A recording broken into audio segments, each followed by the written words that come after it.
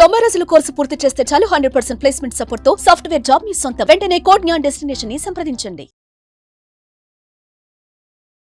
నీ రెజ్యూమే ఇంటర్వ్యూకి పిక్ అయింది. ఇంటర్వ్యూకి ఎలా ప్రిపేర్ అవ్వాలి, అసలు ఐటీ కంపెనీస్ ప్లేస్మెంట్స్ ఎలా చేస్తారు, ఇంటర్వ్యూ ప్రాసెస్ ఏంటి? సో జనరల్గా ఒక స్టూడెంట్కి క్వశ్చన్స్ అన్నీ ఉంటాయి. రెజ్యూమ్ అయితే సెలెక్ట్ అయింది, ఎలా ప్రిపేర్ అవ్వాలో తెలియదు. సో దానికి మనము ఫస్ట్ అండ్ ఫార్మోస్ట్గా మన రెజ్యూమేని చాలా క్లియర్గా అర్థం చేసుకొని మనం చెప్పగలగాలి. అంటే చూడకుండా కూడా నీ రెజ్యూమేని చెప్పగలగాలి ఫస్ట్. ఎందుకంటే రెజ్యూమేలో నువ్వు నేర్చుకున్న దాని గురించే మెన్షన్ చేయాలి. ఎందుకంటే నీ రెజ్యూమే చూసే క్వశ్చన్స్ అడుగుతూ ఉంటారు. కానీ దానికన్నా ముందు కంపెనీస్ ఎప్పుడైనా కూడా 4 to 5 రౌండ్స్ ఆఫ్ స్క్రీనింగ్ చేస్తూ ఉంటాయి. ఇనిషియల్గా జరిగేది ఏంటి అంటే aptitude, verbal, reasoning and even coding questions.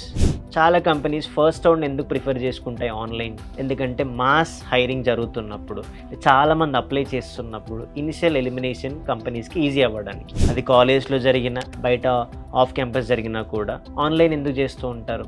Student credibility first, aptitude, reasoning, verbal ability ఎలా ఉందో టెస్ట్ చేయడానికి ఈజీ అవుతుంది. దాని తర్వాత కొన్ని కంపెనీస్ ఏం చేస్తాయి, కోడింగ్ రౌండ్ పెట్టేస్తూ ఉంటాయి.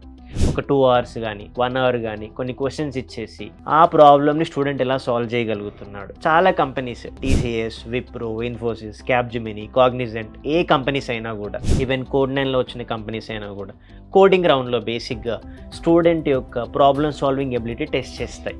అదే సెకండ్ రౌండ్ అవుతుంది. అంటే నువ్వు ఇచ్చిన క్వశ్చన్కి అన్ని పాసిబుల్ సొల్యూషన్స్ ఇస్తున్నావా లేదా, వాటిని టెస్ట్ కేసెస్ అంటారు. సో ఇనిషియల్గా యాప్టిట్యూడ్, కమ్యూనికేషన్ స్క్రీనింగ్ జరిగాక సెకండ్ రౌండ్ వచ్చేసి కోడింగ్ రౌండ్. ఆ కోడింగ్ రౌండ్ తర్వాత టెక్నికల్ ఫేస్ టు ఫేస్ ఉంటుంది, దట్ ఈస్ థర్డ్ రౌండ్. ఆ టెక్నికల్ ఫేస్ టు ఫేస్ రౌండ్లో ఏంటి, నీ రెజ్యూమే గురించి అడగొచ్చు, లేదా ఒక క్వశ్చన్ ఇచ్చి ఆన్లైన్ కోడింగ్ కంపైలర్లో సాల్వ్ చేయమనొచ్చు, లేదా కొన్నిసార్లు technical rounds face to face ఉంటాయి. కంపెనీస్ ఫిజికల్గా క్యాండిడేట్ని అబ్జర్వ్ చేస్తూ ఒక పేపర్ ఇచ్చేసి కోడ్ రాయమంటాయి. చాలా కంపెనీస్ ఇక్కడ ఎలిమినేషన్ చేస్తూ ఉంటాయి.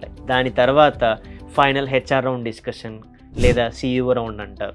అంటే ఆ స్టూడెంట్ ఇన్ని రౌండ్స్ క్లియర్ చేశాక వాడి స్కిల్ సెట్ ఎలా ఉంది, వాడు హ్యూమన్ రిసోర్స్ వాల్యూస్ ఇస్తాడా లేదా, ఎలాంటి ప్రాబ్లమ్ అయినా ట్యాకిల్ చేయగలుగుతాడా లేదా, ఒక టఫ్ సిచ్యువేషన్ ఇస్తే ఎలా ఆన్సర్ చేయగలుగుతాడు, ఒక టీంతో ఎలా మింగిల్ అవ్వగలుగుతాడు, అండ్ ఈవెన్ ప్యాకేజ్ డిస్కషన్స్, ఇవన్నీ ఫైనల్ రౌండ్లో జరుగుతూ ఉంటాయి. సో బేసిక్గా ఏ కంపెనీ అయినా కూడా ఇలా 4 రౌండ్స్ మినిమం ఫాలో అవుతూ ఉంటాయి. సో ఎప్పుడూ కూడా టెక్నికల్లోనే నేర్చుకుంటే జాబ్ వస్తుందనే భ్రమ తీసేయాలి ఇంకా.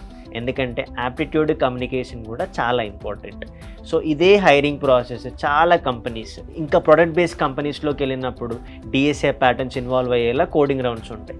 కానీ ఓవరాల్గా ఇండియాలో హైరింగ్ ప్రాసెస్ చూస్తే ఇలా 4 to 5 రౌండ్స్ జరుగుతూ ఉంటాయి. 5 రౌండ్స్ ఎప్పుడు అవుతూ ఉంటాయి, ఈ కోడింగ్ రౌండ్లోనే ఇంకా 2 రౌండ్స్ ఉంటాయి. అంటే ఇనిషియల్గా టెస్ట్ కేసెస్ లాగా ఉండొచ్చు, తర్వాత అడ్వాన్స్డ్ కోడింగ్ రౌండ్స్ అంటారు, అంటే ప్యాకేజ్ లెవెల్ పెరిగినప్పుడు. బట్ ఓవరాల్గా ఈ 4 to 5 రౌండ్స్ని నువ్వు క్లియర్గా step by step company wise target చేసుకొని ప్రిపేర్ అవ్వగలిగితే ఆబ్వియస్గా you will stand out and నీ రెజ్యూమే ప్రాపర్గా పిక్ అవుతూ ఉంటుంది. పిక్ అవడమే కాదు, నీకు ఇంటర్వ్యూ కాల్ వస్తుంది. ఎప్పుడైతే ఈ స్టెప్స్ ఫాలో అవుతూ ఉంటావో ఈజీగా నువ్వు జాబ్ క్రాక్ చేయగలుగుతావు.